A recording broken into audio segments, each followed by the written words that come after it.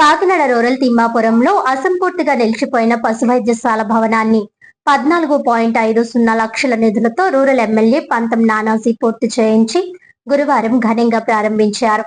ఈ సందర్భంగా ఎమ్మెల్యే మాట్లాడుతూ నియోజకవర్గంలో రైతు సంక్షేమానికి కూటమి ప్రభుత్వం కట్టుబడి ఉందని, పశువులకు మెరుగైన వైద్య సేవలు అందించడమే ప్రభుత్వ ధ్యేయమని తెలిపారు.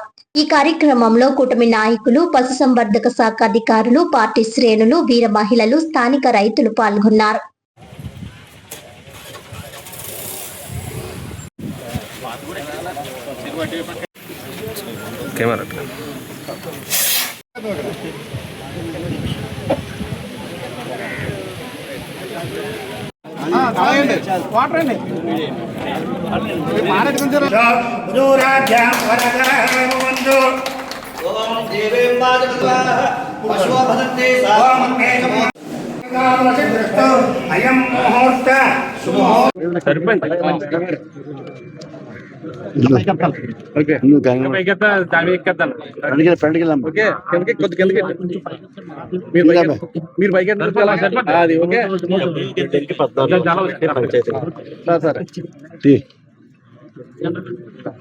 అందరికీ నమస్కారం.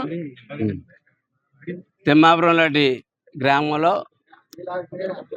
అన్ని వసతులతోటి ఉన్నటువంటి ఒక పశు వైద్యశాల తయారు చేసుకోవాలన్న ఉద్దేశంతో పాత భవనానికి 14,50,000 పెట్టి పంచాయతీ నిధులతో పెట్టి పశు వైద్యశాల నిర్మించడం.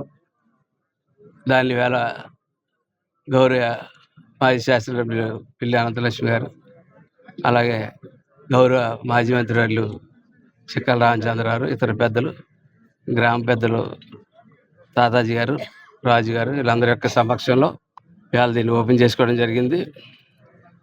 2025 జనగణన ప్రకారం లెక్కేసుకుంటే తిమ్మాపురంలో 7 గ్రామాల్లో 770 ఆవులు, 3,419 గేదెలు, 254 గొర్రెలు, 134 మేకలు, 59 కుక్కలు, 2,032 కోళ్ళు ఉన్నాయి, 14 బాతులు, 28 పందులు తదితర సంపద ఇవాళైతే ఉండడం జరిగింది.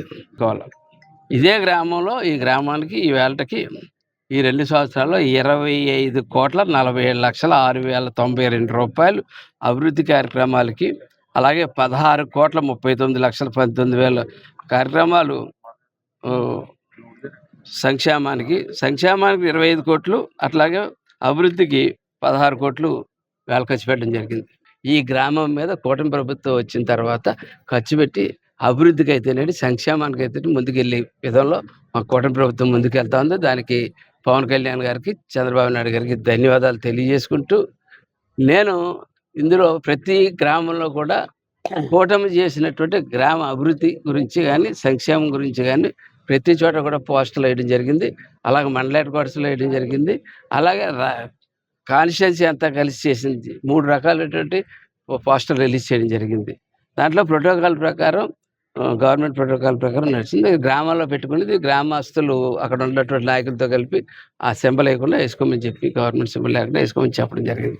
ప్రతి ఊళ్ళో జరిగినటువంటి అభివృద్ధి తెలియాలి, ఈ కాన్స్టిట్యున్సీలో జరిగిన అభివృద్ధి జరగాలి, ఈ కాన్స్టిట్యున్సీలో ఇచ్చిన సంక్షేమం వాళ్ళిద్దరూ నిజంగా అప్పు చేసేస్తున్నారో, సప్పు చేసేస్తున్నారో, 10 లక్షల కోట్ల అప్పుతోటి ఈ రాష్ట్రాన్ని మనకు అప్పచెప్పినప్పటికీ కూడా